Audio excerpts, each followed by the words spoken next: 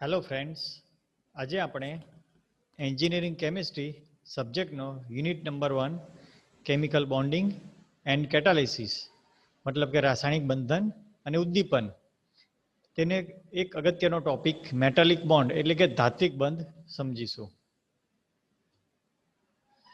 તો ટોપિકને સમજતા પહેલા આપણે જોઈ લઈએ કે કયા ઓબ્જેક્ટિવ્સ આપણે સમજવાના છે. એના તો બે ઓબ્જેક્ટિવ છે, બે હેતુ છે એ આપણે ફૂલફિલ કરવાના છે. પહેલો છે to describe metallic bond by electron sea model. Electron sea model દ્વારા ધાત્વિક બંધને આપણે સમજીશું.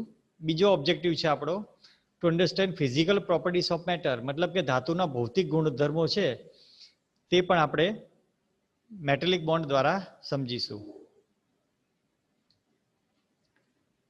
સૌપ્રથમ મેટાલિક બોન્ડ શું છે એટલે કે ધાત્વિક બંધ શું છે તે આપણે તેની ડેફિનેશન એટલે કે વ્યાખ્યા દ્વારા જોઈએ. Forces of attraction between free floating valence electrons, જેને ડીલોકલાઇઝ ઇલેક્ટ્રોન્સ કહેવાય, and positively charge metal ions is called as metallic bond. મતલબ કે મેટલના આઉટર મોસ્ટ જે ઓર્બિટ છે, જેને આપણે વેલેન્સ સેલ કહીએ અથવા તો બાહ્યતમ કક્ષા કહીએ, તેમાં રહેલા જે ઇલેક્ટ્રોન છે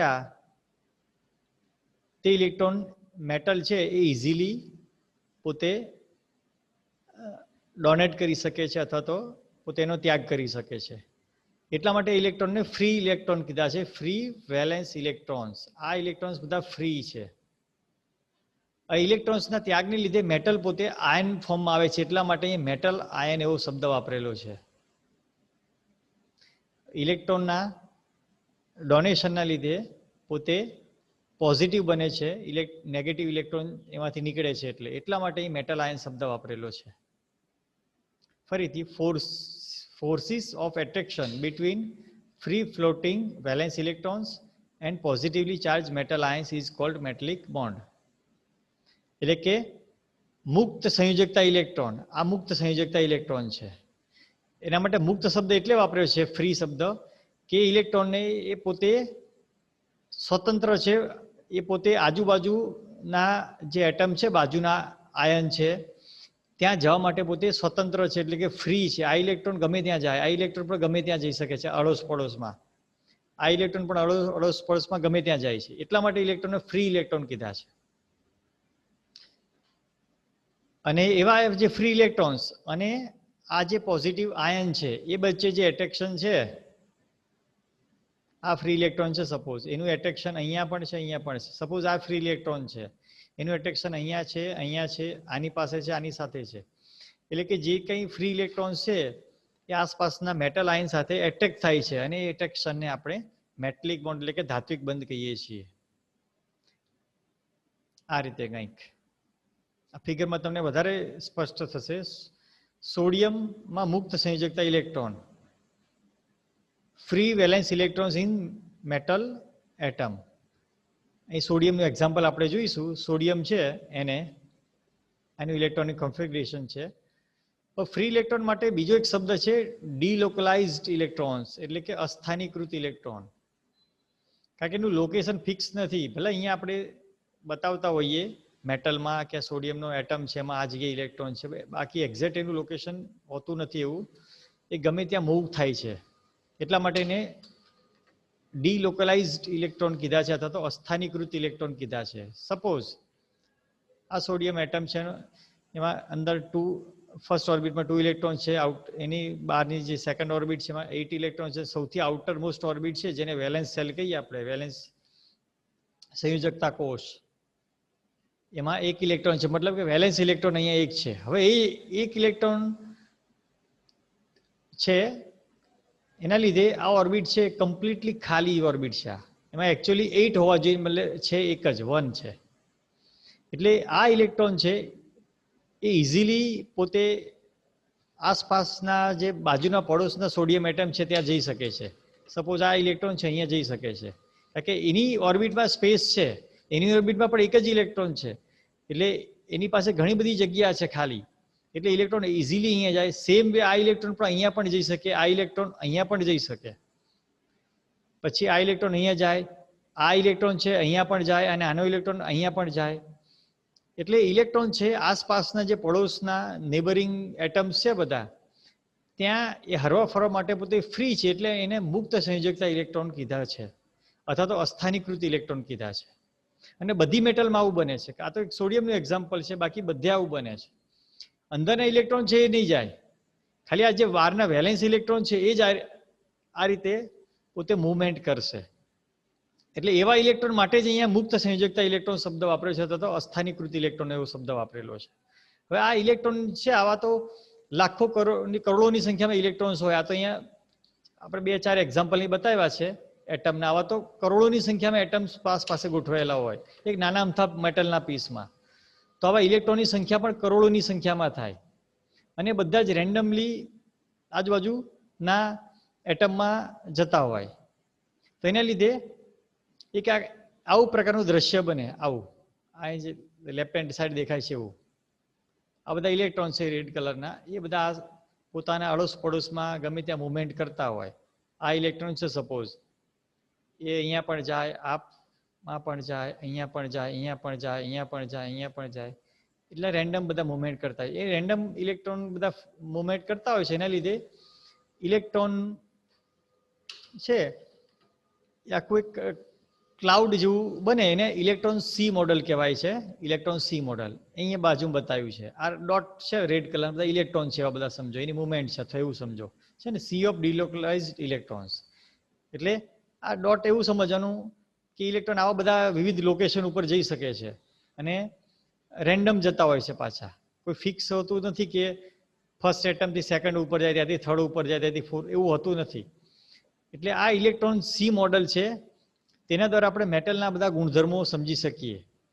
અને બીજું એવું પણ કહી શકું કે સપોઝ દરેક પાસે એક ઇલેક્ટ્રોન પોતા વેલેન્સ છે એવું માનો, તો ઇલેક્ટ્રોન તો બધી જગ્યાએ મુવમેન્ટ કરે છે. મતલબ કે આ બધા જેટલા પણ ઇલેક્ટ્રોન છે એ બધા જ ઇલેક્ટ્રોન અને બધા જ એટમ, એ બધાની બહુ મોટી પાર્ટનરશિપ થઈ છે. મતલબ કે બહુ મોટું શેરિંગ થયું છે એવું કહી શકાય. બહુ લાર્જ સ્કેલમાં આ ઇલેક્ટ્રોનનું શેરિંગ છે. કોવેલેન્ટ બોન્ડમાં શું હતું? 2 ઇલેક્ટ્રોનનું શેરિંગ હતું. જ્યારે અહીંયા બહુ જ લાર્જ સ્કેલ ઉપર આ ઇલેક્ટ્રોનનું એક પ્રકારનું શેરિંગ છે. તો આ ઇલેક્ટ્રોન સી મોડલ ઉપરથી આપણે જોઈએ કે મેટલની જે પ્રોપર્ટી છે, એટલે કે ગુણધર્મો બધા એ જોઈએ આપણે. તમને ખબર છે કે મેટલ્સની properties, they are conductor of electricity, એ વિદ્યુતના વાહક છે. કંડક્ટર ઓફ હીટ, ઉષ્માના વાહક છે. મેલિએબલ છે, મતલબ કે એને ટીપીને પતરા બનાવી શકાય છે. ડક્ટાઇલ છે, એટલે ખેંચીને વાયર બનાવે છે. લસ્ટર છે, ચમક છે. હાઈ મેલ્ટિંગ પોઈન્ટ છે, હાઈ બોઇલિંગ પોઈન્ટ છે. આ બધી જ મેટલની પ્રોપર્ટી છે ને બધી, એ ડ્યુ ટુ મેટલિક બોન્ડિંગ, ધાત્વિક બંધ છે એના લીધે છે આ બધું. અને ધાત્વિક બંધ મેં હમણાં તમને આગળ બતાવ્યું, ઇલેક્ટ્રોન સી મોડલને લીધે સમજાવી શકાય છે. એક એક આપણે પ્રોપર્ટી જોઈએ. સપોઝ ધાતુની મજબૂતાઈ, સ્ટ્રેન્થ, તો આપણને ખબર છે મેટલ બહુ મજબૂત, મોટાભાગની મેટલ મજબૂત હોય છે. સોડિયમને એને બાદ કરો, એક્સેપ્ટ સોડિયમ છે, પોટેશિયમ છે, એને તમે બાદ કરી દો, બરોબર. તો જે આ ઇલેક્ટ્રોન સી મોડલ જુઓ તમે, અહીંયા આ વચ્ચે ન્યુક્લિયસ છે પ્લસ વાળા, અને બ્લુ કલર છે જે dot dot, they are electrons. એ બધા ઇલેક્ટ્રોન છે. એટલે કે રહસ્ય એવું છે કે ઇલેક્ટ્રોનની અંદર ક્યાંક ક્યાંક પોઝિટિવ આયન છે એવું કહી શકીએ. અને દરેક પોઝિટિવ આયનની વચ્ચે ઇલેક્ટ્રોન્સ, લોટ ઓફ ઇલેક્ટ્રોન્સ છે બધા.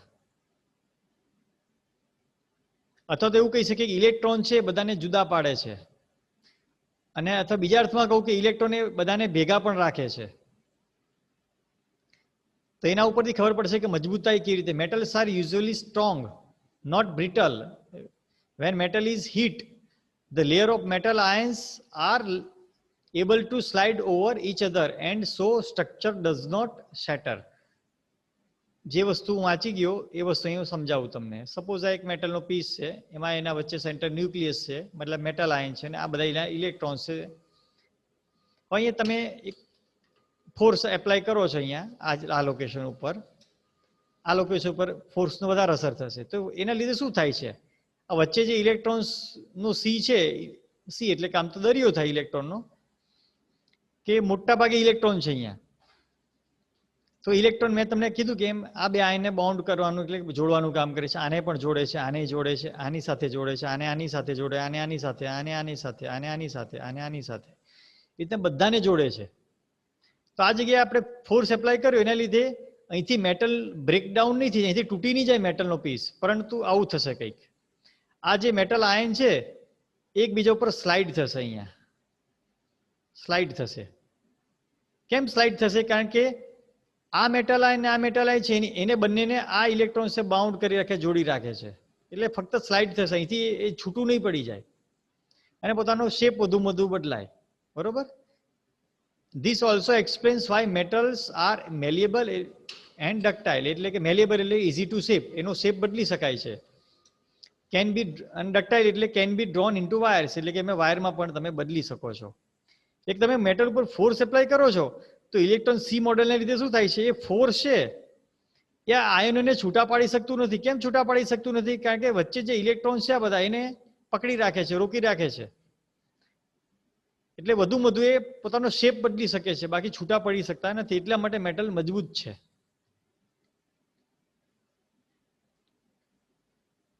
અને મજબૂતાઈને લીધે જ મેટલમાં ડક્ટિલિટી અને મેલેબિલિટી છે, એટલે કે તણાવપણું અને ટીપાવપણું છે. એટલે કે એમાંથી તમે ટીપીને પતરા બનાવી શકો છો અને તાણીને વાયર બનાવો છો. ફરીથી એ જ વસ્તુ આપણે સહેજ અલગ ફિગરથી જોઈએ. મોબાઈલ ઇલેક્ટ્રોન્સ એટલે કે જે પેલા ફ્રી ઇલેક્ટ્રોન્સ છે, help to hold the metal together, making metals ductile and malleable.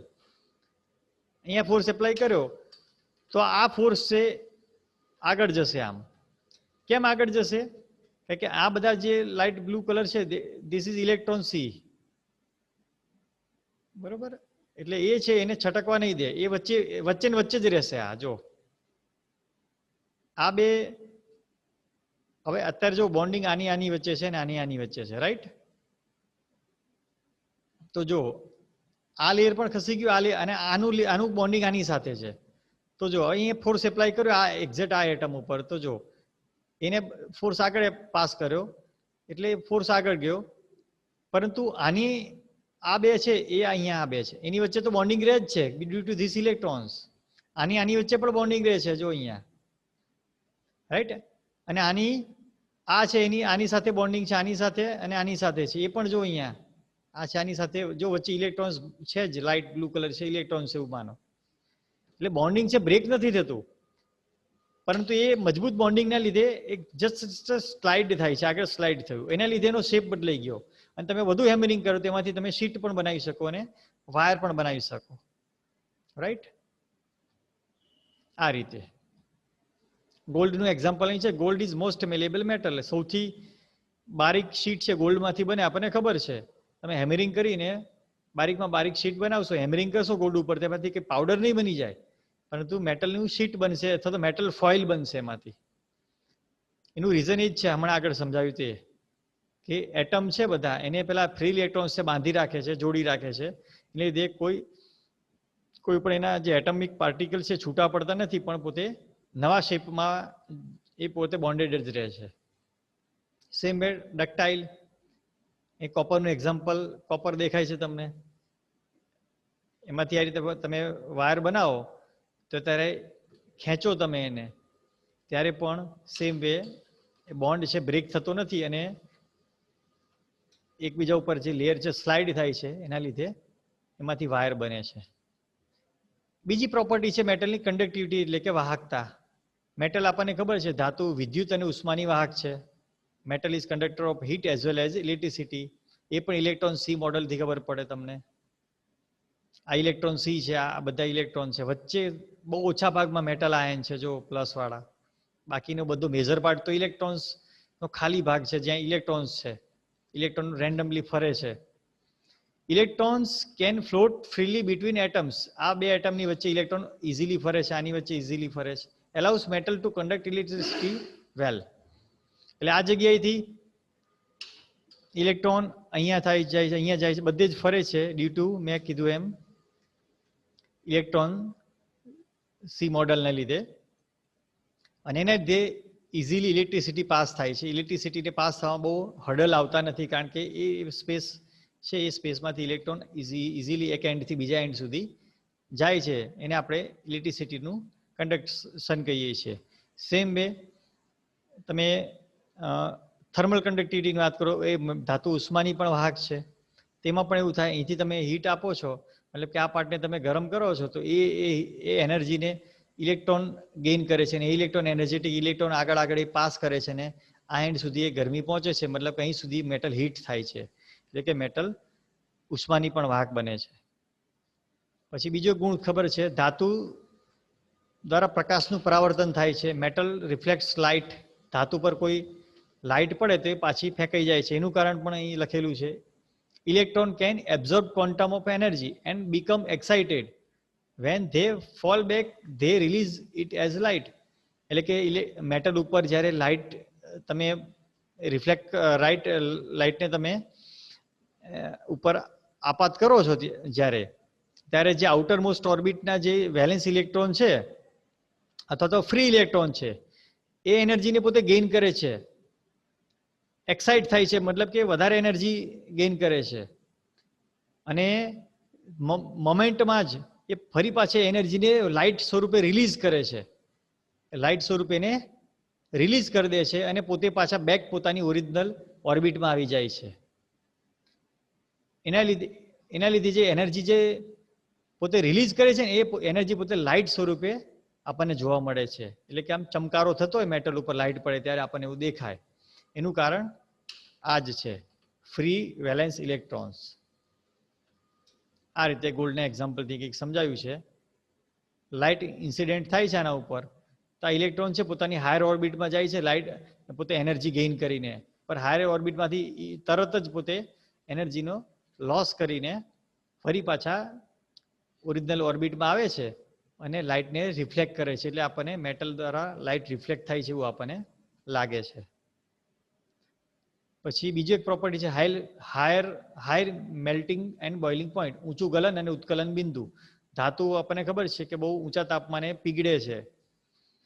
એનું કારણ પણ આ જ છે. Metallic bonding is the strong electrostatic attraction between sea of delocalise electrons. આગળ વાત થઈ ગઈ. And close pack positive metal ion. આ ધાતુના આયનો છે બધા એકબીજા પાસે જે મેટલિક બોન્ડ છે એનાથી ક્લોઝ પેક થયેલા, એટલે નજીક જોડાયેલા હોય છે. This is why metals have high melting and boiling points and high tensile strength. એટલે કે આ ક્લોઝ પેક સ્ટ્રક્ચર છે, નજીક પોતે જોડાયેલા હોય, પરંતુ ફ્રી ઇલેક્ટ્રોનથી જોડાયેલા હોય છે.